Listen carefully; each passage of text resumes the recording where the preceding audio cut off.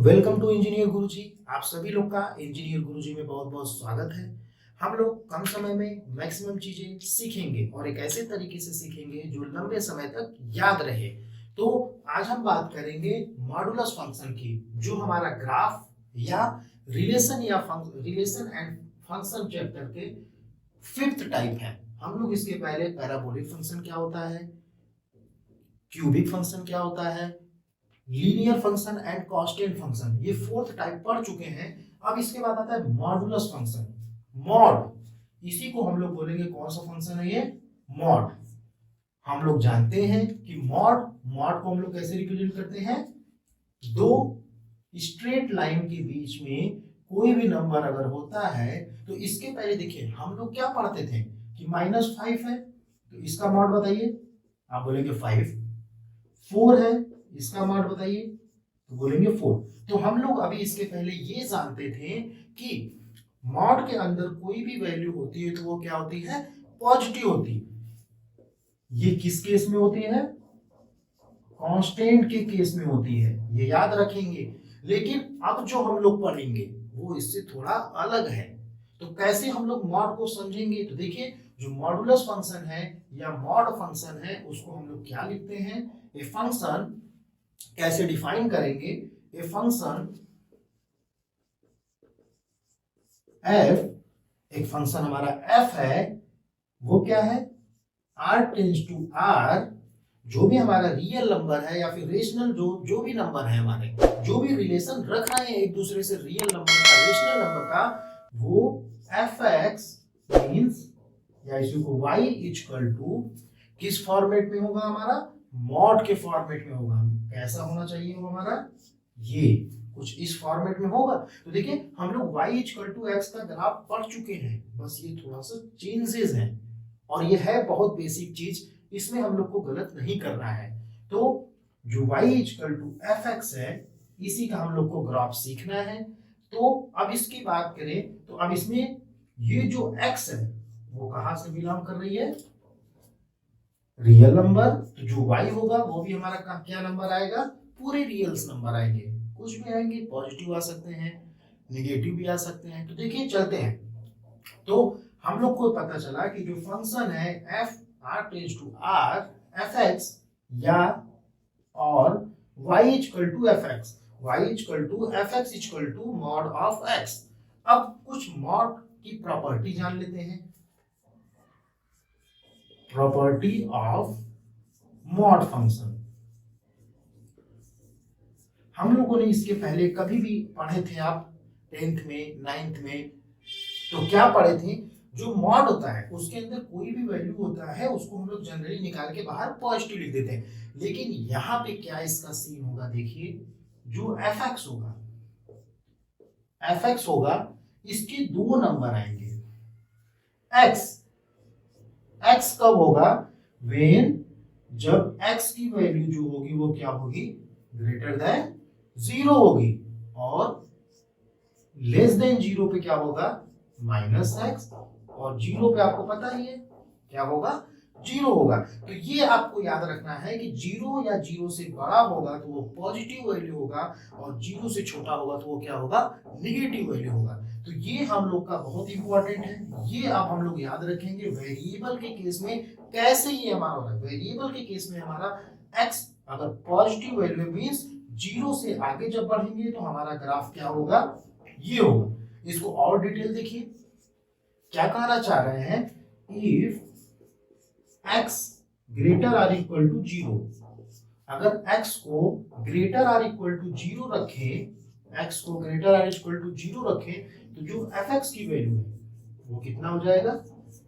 x, and if x less than 0 रखें, अगर 0 रखते हैं तो जो fx की वैल्यू क्या है, माइनस है। बस इसका हमको ग्राफ ड्रा कर देना है, जो ये लाइन है बस ये लाइन को याद रखना है, और इसका हम लोग को क्या ड्रा कर देना है, ग्राफ ड्रा कर देना है। और यही जो ग्राफ ड्रा करेंगे यही आपका होगा क्या, मॉड फंक्शन। तो चलिए हम लोग ग्राफ ड्रा करते हैं। इसका ग्राफ कैसे होगा, अगर x को हम 0 से आगे बढ़ते हैं तो वो ग्राफ कैसा होगा, y इक्वल टू x का ग्राफ होगा, और अगर 0 से कम होता है तो कैसा ग्राफ होगा, y equal to minus x. तो देखिए y इक्वल टू एक्स का जो ग्राफ था, ये मान लेते हैं ये x है, ये y है, तो जो y इक्वल टू एक्स का ग्राफ था कुछ इस तरीके से था, y इक्वल टू एक्स का ग्राफ, एंड जो y इक्वल टू, यहां पे देख लेते हैं हम लोग, जो y equal to minus x का ग्राफ था वो इस तरीके से था। तो अब इस दोनों ग्राफ को हमको यहाँ पे मिला देना है। तो देखिए 0 से ज्यादा, जब हम 0 से आगे बढ़ रहे हैं तो यहां से क्या है, y इक्वल टू एक्स का ग्राफ, तो y इक्वल टू एक्स का ग्राफ यही है। तो अब 0 से ज्यादा लेंगे मीन्स 0 से, जो 0 है 0 से आगे बढ़ेंगे तो इतना ही ग्राफ हमारा आएगा, तो इतने ही ग्राफ को यहाँ पे हम कॉपी कर देंगे, y इक्वल टू एक्स। ठीक है, 0 से कम, ये 0 से कम, लेकिन जब हम 0 से लेस देन बढ़े तो हमें किसका ग्राफ कॉपी करना है, y equal to minus x का। तो माइनस एक्स मीन्स ये ग्राफ कॉपी करेंगे। तो देखिए अब 0 से कम जब जाएंगे तो 0, देखिए ये 0 से ज्यादा वाला पार्ट है और ये 0 से कम वाला, तो 0 से कम वाले पार्ट में हमको इस वाले ग्राफ को कॉपी करना है, तो इस वाले ग्राफ को कॉपी कर दीजिए। ये हो गया आपका, ये आपका क्या हो गया, y equal to minus x और ये y इक्वल टू एक्स। तो आपको बस यही ड्रा करना था। हमने क्या किया, x is greater than 0, x is greater than 0 में हमने ये पार्ट कॉपी किया पूरा, और लेस देन 0 में हम लोगों ने ये वाला पार्ट कॉपी किया। तो ये दोनों पार्ट को हमने कॉपी करके दोनों ग्राफ को जोड़ दिया, हमारा यही फंक्शन तो बन रहा था, तो ये ग्राफ बना। तो इसी जो फंक्शन ये बना, इसी फंक्शन को बोलते हैं मॉड फंक्शन। देखिए ग्राफ कितना इजी है, कोई चीज याद करने की जरूरत नहीं है। ये ऐसे पीछे आ रहा था, लेकिन हमें क्या पता चला कि जो हमें लेना था वो 0 पे आके रुक जाना था, 0 से कम में हमें ये वाला लेना था। ये ऐसे होता, लेकिन इस वाले पार्ट को नहीं लेना है, ओनली इस वाले पार्ट को लेना है ये। तो ये जो हमारा होगा, ये जो हमारा मॉड वाला होगा, ये जो ग्राफ होगा पूरा, यही हमारा होगा मॉड फंक्शन, मॉड या मॉड ऑफ एक्स का ग्राफ। तो एक्स का ग्राफ हो गया। अब डोमेन की बात करते हैं।